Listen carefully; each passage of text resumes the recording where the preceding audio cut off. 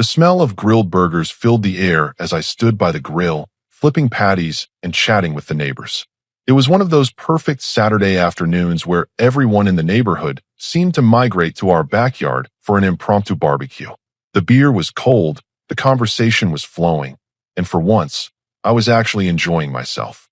My wife was holding court near the patio table, gesturing dramatically with her third glass of wine. She always got more animated after a few drinks, and today was no exception. I could hear her voice carrying over the crowd, but I wasn't really paying attention until I heard my name. Seriously though, who wants to trade husbands? Mine comes with low maintenance and absolutely no ambition whatsoever. The conversation around the grill stopped. I felt every eye turn toward me, then back to her. The uncomfortable silence stretched for what felt like an eternity. I could see some of the guys looking down at their beers, clearly embarrassed for me. But then Linda, our recently divorced neighbor from 2 houses down, stepped forward with a smile. You know what? I'll take him. My wife's laugh caught in her throat. The smug expression on her face started to waver as Linda continued. When should I pick him up? The silence that followed was deafening. I watched my wife's face cycle through confusion, then shock, then something that looked like panic. She clearly hadn't expected anyone to actually respond to her joke. I set down my spatula and walked over to where my wife was standing. Every conversation in the yard had stopped. All eyes were on us. Well, honey, I said, loud enough for everyone to hear. I really appreciate you doing the marketing for me. Should I start packing now, or do you want to help me load the truck? My wife's mouth opened and closed like a fish out of water. The color drained from her face as the reality of what just happened hit her. It was just a joke, she stammered. Was it? I asked, crossing my arms. Because Linda here seems pretty serious. And honestly, after that glowing recommendation you just gave me, I'm starting to think she might be getting a pretty good deal. Linda stepped closer, clearly enjoying the show. I mean, low maintenance sounds perfect to me. And ambition is overrated anyway. I prefer a man who knows how to enjoy life. The other neighbors were trying not to stare, but failing miserably. I could see some of the wives whispering to each other, and a couple of the guys were actually smirking. My wife tried to laugh it off. Come on, everyone knows I was kidding around. Do they? I asked, genuinely curious. Because from where I'm standing, it sounded like you were trying to get rid of me.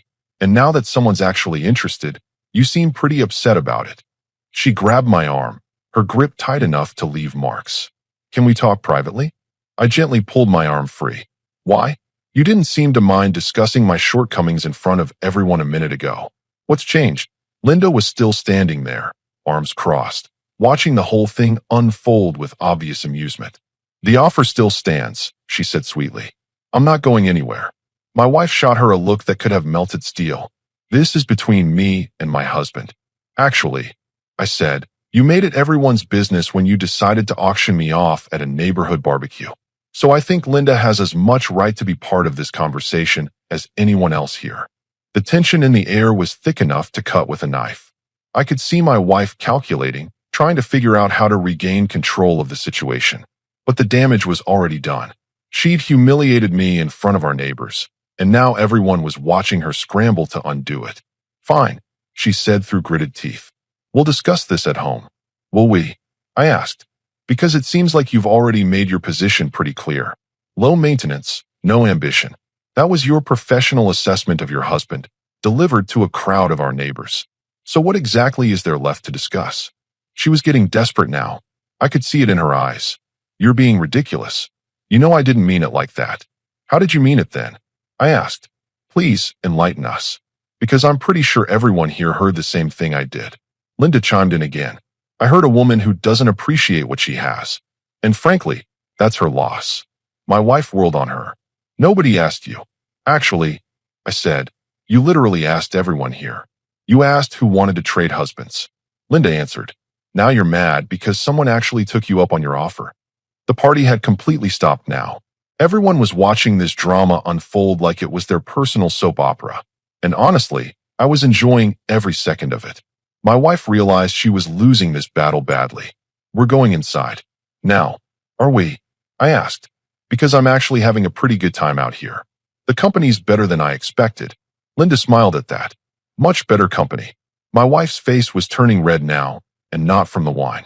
She was furious, but more than that, she was humiliated. And for the first time in years, I didn't care. Choose, she said, her voice low and dangerous. Them or me. I looked around at the neighbors, then back at Linda, then finally at my wife. The woman who had just tried to publicly humiliate me in front of everyone we knew. That's an interesting ultimatum, I said, especially coming from someone who just spent the last 5 minutes explaining to everyone why I'm not worth keeping. The look on her face told me everything I needed to know. She'd pushed too far this time, and we both knew it. But I wasn't done yet. After the last neighbor left our backyard, we cleaned up in complete silence. I could feel my wife's eyes burning into me as I stacked chairs and collected empty beer bottles, but I didn't acknowledge her. Let her stew in it. As soon as we walked back inside the house, she exploded. What the hell was that back there? I hung up my keys and turned to face her.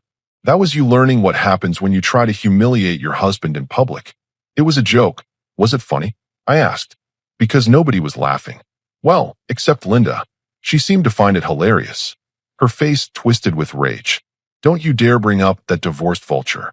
She was just trying to cause problems. Problems? I laughed. She was the only honest person there. You offered to trade me away like a used car, and she said she'd take me. What's the problem with that? The problem is that you played along with it. You embarrassed me in front of our neighbors. I stared at her for a long moment, letting that sink in. I embarrassed you? Let me get this straight. You stand up in front of everyone we know and tell them that your husband has no ambition and isn't worth keeping. But I'm the one who embarrassed you. She opened her mouth to respond, but I wasn't finished. You want to know what's really embarrassing? Living with someone for 8 years who thinks so little of me that she'd make jokes about trading me away. You want to know what's embarrassing? Watching my wife drink too much wine and turn me into entertainment for the neighborhood. I was just being social. No, I said, my voice getting harder. You were being cruel. And the only reason you're upset now is because it backfired. You expected me to stand there and take it, right?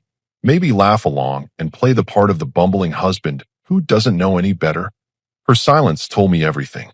Here's what you didn't count on, I continued. Someone actually wanting what you were so eager to get rid of. And now you're panicking because you realized you might actually lose it. You're my husband. Am I?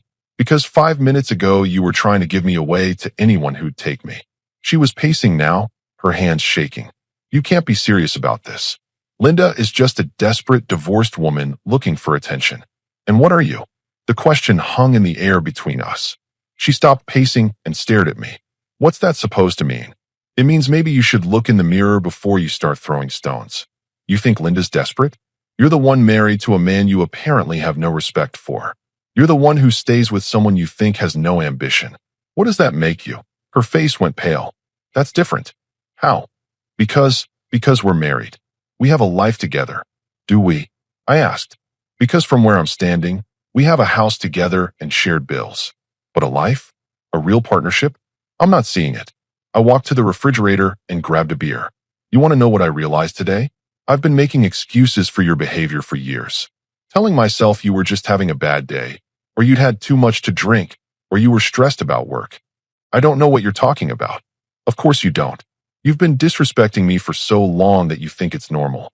The little comments, the eye rolls when I'm talking, the way you dismiss everything I say. I thought that was just marriage. I took a long drink of my beer and looked at her, really looked at her. But watching Linda's reaction today made me realize something. A woman who actually appreciates a man doesn't try to trade him away at a barbecue. So what? You're going to run off with the divorced neighbor. I'm going to stop accepting disrespect from my wife. The words hit her like a physical blow. She actually stepped backward. What does that mean? It means the days of you treating me like I'm some kind of burden in your life are over. It means you don't get to make jokes about my ambition or my worth, especially not in front of other people. And if I don't agree to your terms? I set down my beer and looked her straight in the eye. Then Linda's offer is still on the table. The color drained from her face completely. You wouldn't. Try me. We stared at each other for what felt like forever. I could see her mind racing, trying to figure out how to regain control of this situation. But for the first time in our marriage, I wasn't backing down. This is ridiculous, she finally said. You're overreacting to a stupid joke. Am I? Then let me ask you something. When was the last time you said something genuinely nice about me? When was the last time you built me up instead of tearing me down? She opened her mouth, then closed it again. That's what I thought. My phone buzzed with a text message. I pulled it out and couldn't help but smile when I saw Linda's name on the screen. Hope you're okay after all that drama. If you need someone to talk to, I'm right next door. My wife noticed my expression change. Who was that? Linda. Delete it. I looked at her like she'd lost her mind. Excuse me. Delete the message. Block her number.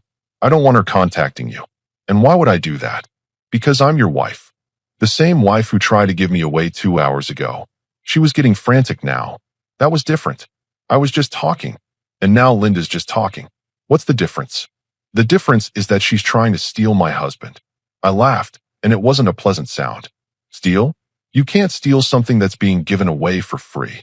The truth of that statement hit her like a truck. She sat down heavily on the couch, all the fight going out of her. This isn't how tonight was supposed to go. How was it supposed to go? I asked. You humiliate me. Everyone laughs. And then we come home and pretend it never happened. She didn't answer, which was answer enough. I finished my beer and headed toward the stairs. I'm going to bed. We can continue this conversation tomorrow when you've had time to think about what you really want. Where are you going? To the guest room. You can't be serious. I turned back to her one last time. Dead serious. Good night. As I climbed the stairs, I could hear her starting to cry. And for the first time in years, I didn't feel the urge to go back and comfort her. Things were about to change around here. I woke up the next morning to the smell of bacon and eggs. When I walked downstairs, my wife was standing at the stove in her best apron, hair done, makeup perfect. The whole domestic goddess routine. Good morning, honey, she said in a voice so sweet it could cause diabetes. I made your favorite breakfast. I poured myself a cup of coffee and sat down at the kitchen table. What's the occasion? Can a wife make breakfast for her husband? This wife can. The question is whether she will without an ulterior motive. Her smile faltered slightly. I thought we could talk about yesterday. Clear the air. The air seems pretty clear to me. She set a plate in front of me loaded with bacon, eggs, and toast. All my favorites, perfectly prepared. Look, maybe I had a little too much wine yesterday. Maybe I said some things I didn't mean. Maybe. Okay, I definitely said some things I didn't mean. But that's not who I really am. You know that. I took a bite of the eggs and looked at her. Actually, I think that's exactly who you are. Yesterday just happened to be the first time you said it out loud in front of witnesses. Her face flushed. That's not fair, isn't it? When was the last time you bragged about me to your friends? When was the last time you told someone how lucky you were to be married to me? She was quiet for a long moment. I don't really think about things like that. No, you don't. But you definitely think about all the ways I disappoint you. Those you have no problem sharing. Before she could respond, the doorbell rang. Through the front window, I could see Linda standing on our porch holding a coffee mug. My wife's entire body tensed. Don't answer it. I stood up and walked to the front door. Morning, Linda. Morning. Sorry to bother you, but I ran out of sugar and was hoping I could borrow some. The store doesn't open for another hour. Of course. Come on in. My wife appeared in the doorway like a guard dog, still wearing that fake smile. Oh, Linda. How unexpected. Hope I'm not interrupting anything, Linda said, though her tone suggested she didn't really care if she was. Not at all, I said. Just having breakfast. Would you like some coffee? That would be lovely, thank you. My wife's smile got even more strained. Actually, we were just having a private conversation. Were we? I asked, because I thought we were done talking. Linda looked between us with obvious amusement. Am I missing something here? Not really, I said, pouring her a cup of coffee. My wife was just explaining to me how yesterday was all a big misunderstanding. Oh, the barbecue thing. Linda waved her hand dismissively. Honey, there was no misunderstanding on my part. I meant every word I said. My wife's coffee mug hit the counter with more force than necessary. I think there's been enough discussion about yesterday. Has there? Linda asked. Because I've been thinking about it all night. And I have to say, the more I think about it, the more I like the idea. What idea? My wife asked through gritted teeth. Trading husbands. Or in this case, since I don't have one to trade, just taking yours off your hands. The silence in the kitchen was deafening. My wife looked like she was about to explode, and Linda was clearly enjoying every second of it. That's not happening, my wife said finally. Why not? Linda asked innocently. Yesterday you made it sound like he was more trouble than he was worth. Low maintenance and no ambition, I think were your exact words. That was a joke. Was it funny? Linda asked, using my exact words from the night before. I couldn't help but smile at that. That's what I asked her. And what did she say? She's still working on an answer. My wife slammed her hand on the counter. Stop talking about me like I'm not here. Sorry, I said. We're being rude. Linda, my wife was just telling me how she didn't mean what she said yesterday. Apparently, it was all the wine talking. Ah, Linda nodded sagely. In vino veritas. What? It's Latin, I explained. In wine, there is truth. My wife's face went from red to purple. Are you two ganging up on me now? Nobody's ganging up on anyone, Linda said calmly. I'm just saying that alcohol doesn't create thoughts. It just removes the filter that usually keeps us from expressing them. That's ridiculous. Is it? I asked. Because drunk you and sober you seem to have the same opinion about my lack of ambition. I never said that. Yesterday, in front of 20 people, you literally said those exact words. She was getting desperate now. Fine. Maybe I think you could be more ambitious. Is that such a crime? Most wives want their husbands to strive for more. More what? Linda asked. More success. More money. More drive. And what makes you think he doesn't have those things? Linda pressed. My wife gestured wildly. Look around. We're living in a middle-class neighborhood in a middle-class house with middle-class everything. So we could have more. He could push harder, work longer, make more money. Instead, he's content to just exist. I set down my coffee cup and looked at her. And there it is. The real truth. What truth? You're embarrassed by our life. You're embarrassed by me. That's not what I said. It's exactly what you said. You just used different words. Linda was watching this exchange like it was the most fascinating thing she'd ever seen. Can I ask you something? She said to my wife. What? What exactly do you contribute to this household? My wife's mouth fell open. Excuse me. It's a simple question. You're criticizing your husband for not being ambitious enough, not making enough money, not pushing hard enough. So what do you bring to the table? I'm his wife. That's not a contribution. That's a title. The room went dead silent. I could practically see the gears turning in my wife's head as she tried to come up with an answer. I take care of the house, she said finally. Do you work? Linda asked. I'm between jobs right now. How long have you been between jobs? My wife looked at me desperately, as if I was going to rescue her from this conversation. But I was curious to hear her answer too. A few months. Try 18 months, I said quietly. Linda raised her eyebrows. 18 months. And you're criticizing him for lack of ambition. That's different. How? Because I'm looking for the right opportunity. For 18 months. My wife was completely flustered now. This is none of your business.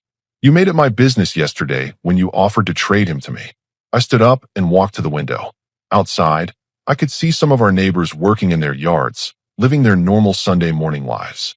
Inside, my marriage was falling apart, and honestly, I was okay with that. You know what I realized last night? I said, not turning around. I've been apologizing for who I am for years, making excuses for why I'm not rich enough, successful enough, ambitious enough for you. That's not true. I turned back to face them. Isn't it? How many times have you told me I should ask for a promotion? How many times have you suggested I look for a better job? How many times have you made it clear that what I do isn't good enough? She didn't answer. But here's the thing. I like my job. I'm good at it. It pays well enough for us to live comfortably.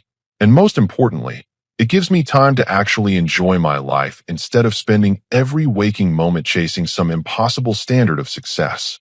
Linda smiled. Sounds perfect to me. My wife shot her a look that could have killed. Nobody asked you. Actually, I said, you did. Yesterday, in front of everyone. And my answer hasn't changed, Linda added. When do you want me to pick him up? The question hung in the air like smoke from a fire. My wife's face cycled through about 6 different emotions before settling on pure rage. Get out, she said to Linda, her voice shaking. Get out of my house right now. Your house? Linda asked, raising an eyebrow. Funny, I thought it belonged to both of you. Though given that you've been unemployed for 18 months, I'm guessing his name is the only one on the mortgage. I couldn't help but smirk at that. She was right, of course. The house was in my name only. We'd bought it before we got married, and I'd never bothered to add her to the deed. That's it, my wife screamed. I want her out. Now, why? I asked calmly. She came over to borrow sugar, remember? We haven't given her any yet. Don't play games with me. I'm not playing games. I'm just wondering why you're so upset about a simple conversation. Linda stood up and smoothed down her dress. Maybe I should go? I can see I'm making someone uncomfortable. No, I said firmly. You're not making me uncomfortable at all. Stay as long as you like. My wife whirled on me. Are you out of your mind? Actually, I think I'm finally thinking clearly for the first time in years. She's trying to steal you from me. How can she steal something you don't want? I never said I didn't want you. You didn't have to say it. You demonstrated it. In front of half the neighborhood. Linda settled back into her chair and took another sip of coffee. This is better than cable TV. Shut up, my wife snapped. That's no way to talk to a guest, I said. Guest? She's not a guest. She's a home wrecker. A home wrecker? I laughed. What home? You mean the one where you spend your days complaining about your husband to anyone who'll listen? The one where you've been unemployed for over a year while criticizing my work ethic? That home. She was sputtering now, desperate to regain control. We can work through this. We can go to counseling. Can we? Because yesterday you made it pretty clear that I'm not worth the effort. I was drunk, and now you're sober, and you're still trying to tell me what to do and who I can talk to. Linda cleared her throat. If I may interrupt this domestic discussion, I have a question.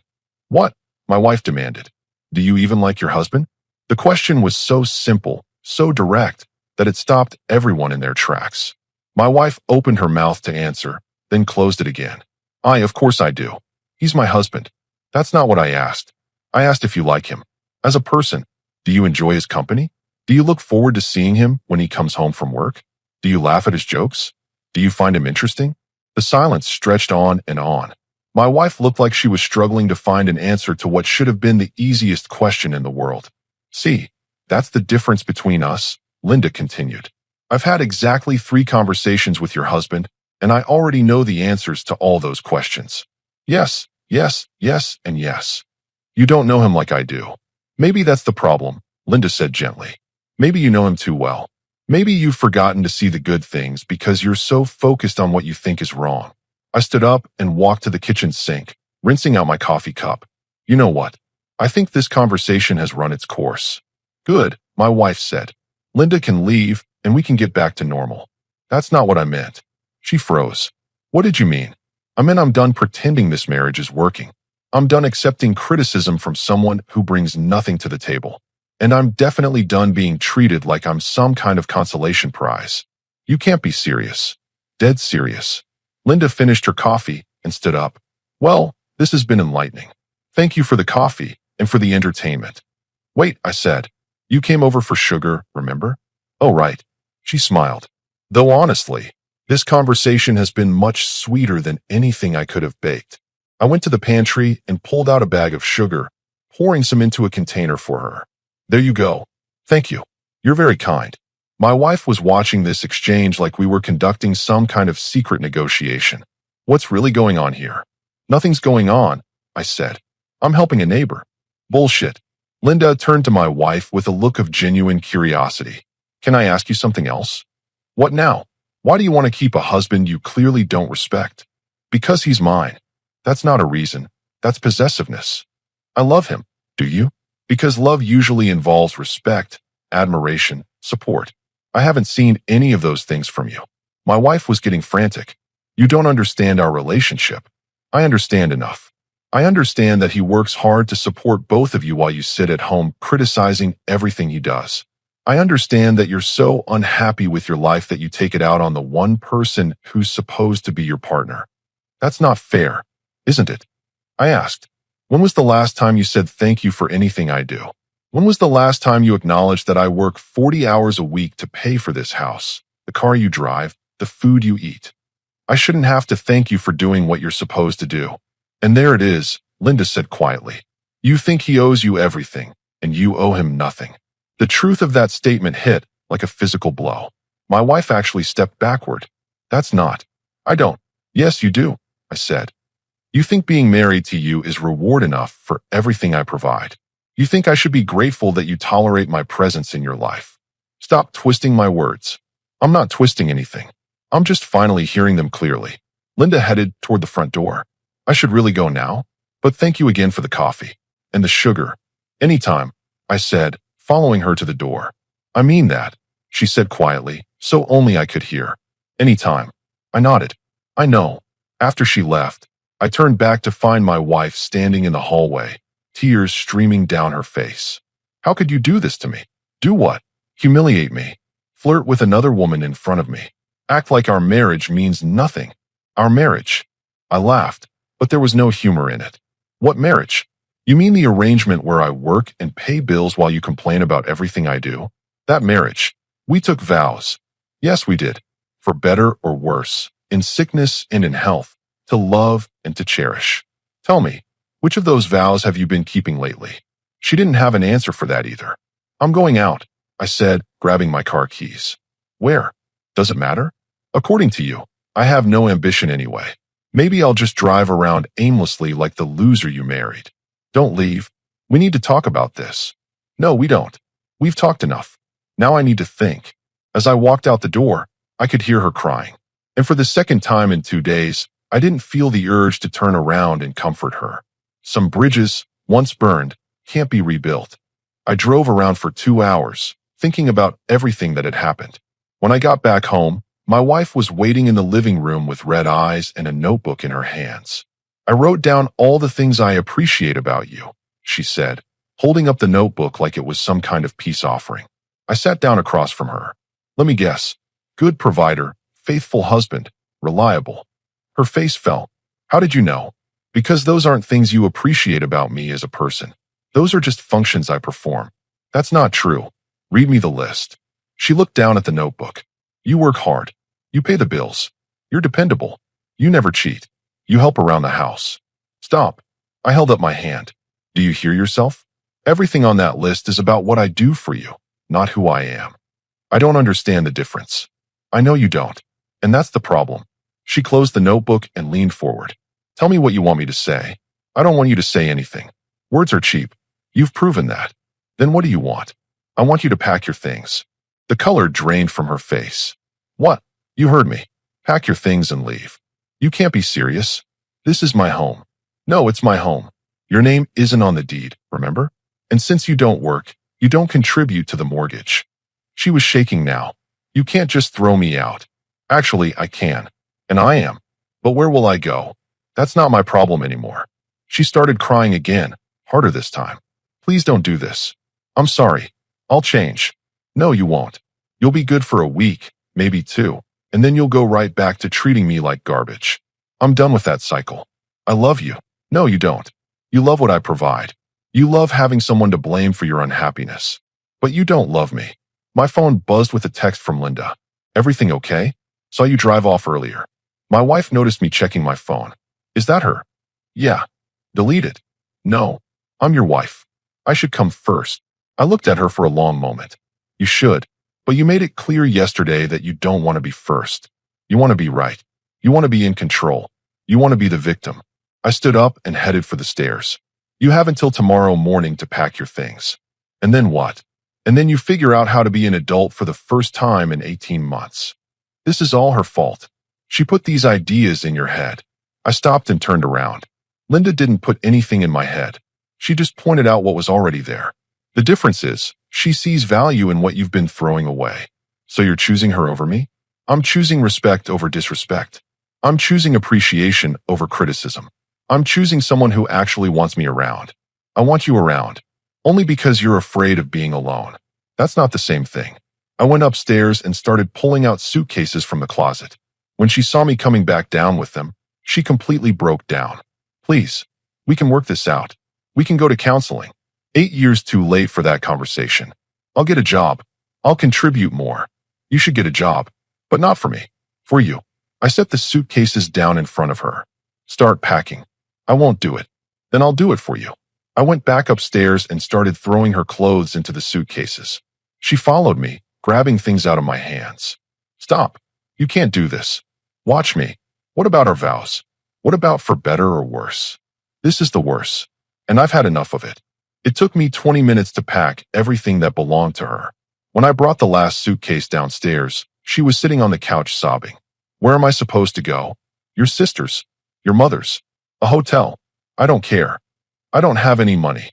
Then maybe you should have thought about that before you spent 18 months criticizing the person who pays for everything. She looked up at me with desperate eyes. What if I promise to change?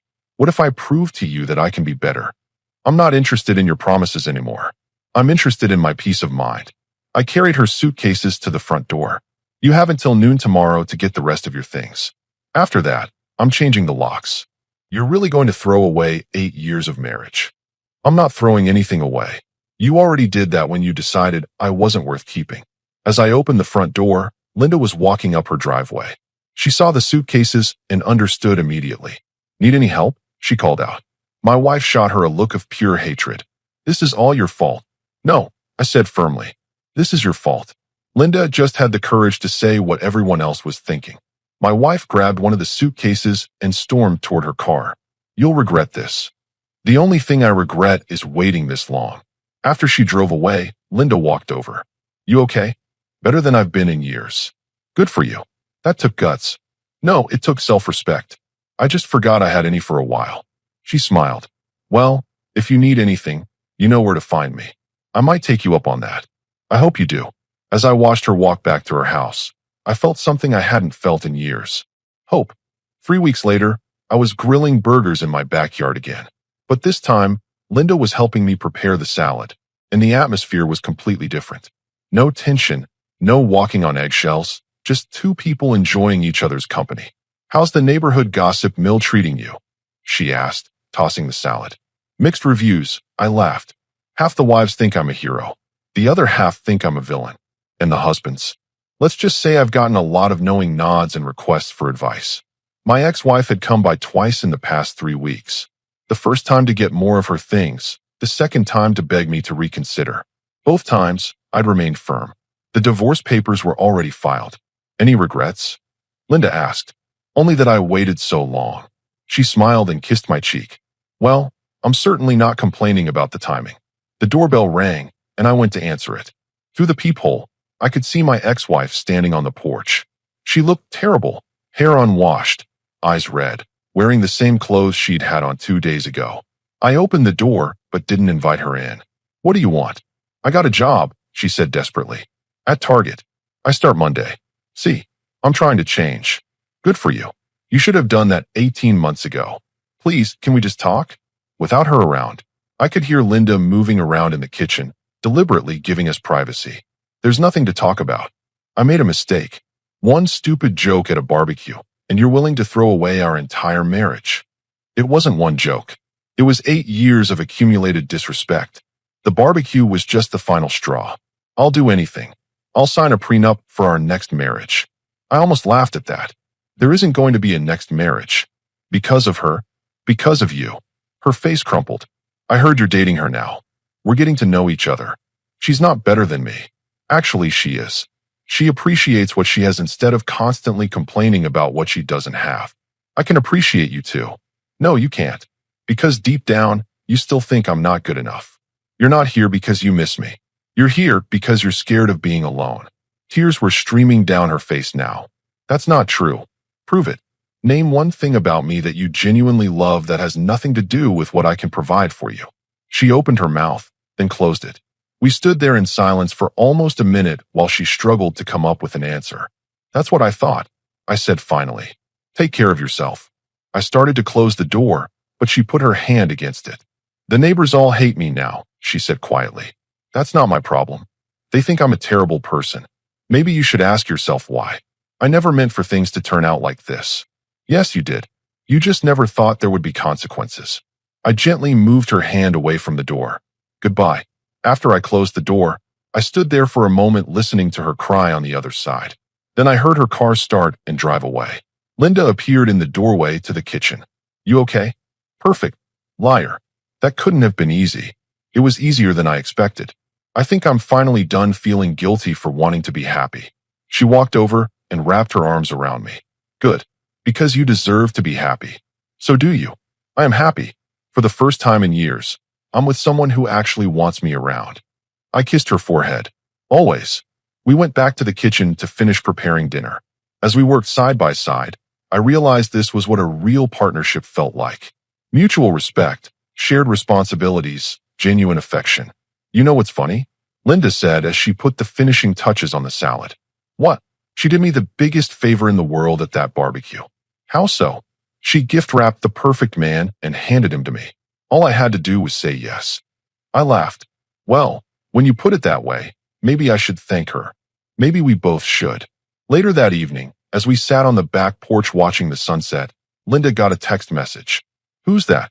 I asked. My ex-husband. He heard about us through the grapevine. What does he want? She showed me the message. Heard you upgraded.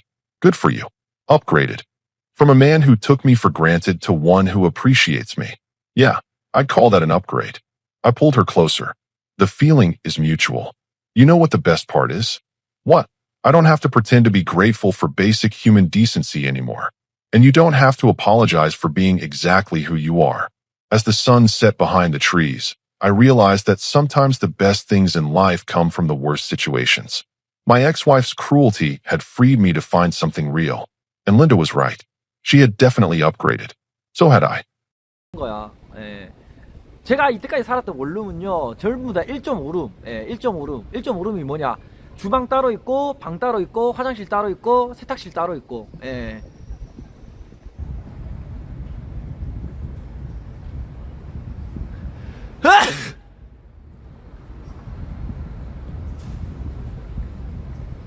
네네네. 저는 무옵션에 살았어요. 어딜 가나, 무옵션.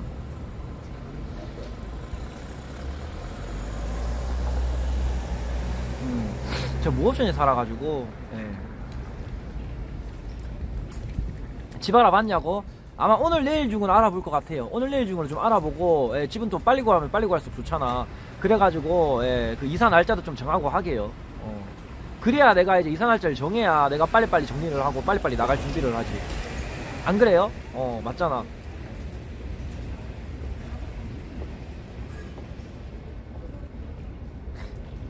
아니 이거 컨텐츠 아니라니까.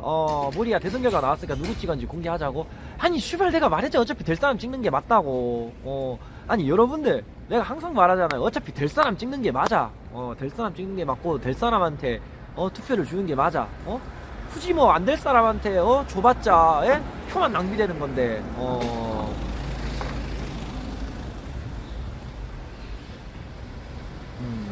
야, 근데 왜 전라도는 왜 이렇게 그 재명이 형님을 좋아해요? 예, 나 몰랐는데, 전라도에서 그 재명이 형, 와, 완전 그냥 압승이던데.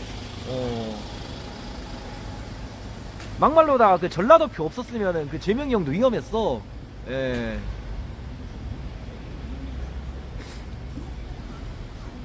아, 그래요?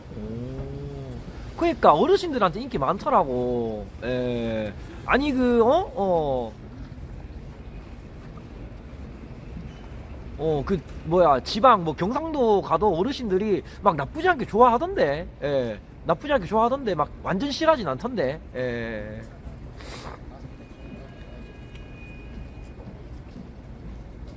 오, 그래요.